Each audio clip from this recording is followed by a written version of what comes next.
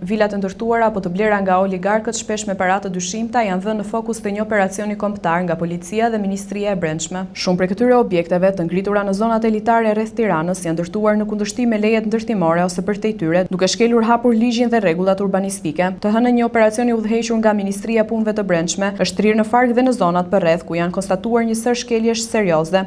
Ministri Albana Koçiu e shoqëruar nga drejtori i policisë Ilir Proda, kryeinspektorja e IKMT-s Dallëndy Shebici, inspektuan në terren disa prej objekteve të bllokuara për shkelje të kushteve të lejeve. Sipas të dhënave paraprake, shumë prej këtyre ndërtimeve janë bërë për qëllime fitimi, shpesh duke përdorur para të pista nga aktivitetet kriminale ose të fshehura përmes investimeve. Ministria Koçiu theksoi se asnjë ndërtim i paligjshëm nuk do të tolerohet, pavarësisht emrit apo pasurisë së pronarit. Për të gjithë ndërtuesit, mbikëqyrësit dhe inspektorët që kanë shkelur ligjin, priten masa administrative dhe penale sipas legjislacionit në fuqi. Po kush janë oligarkët që fshihen pas kompanive ndërtuese të këtyre vilave luksoze në zonat e Tiranës dhe rrethinave?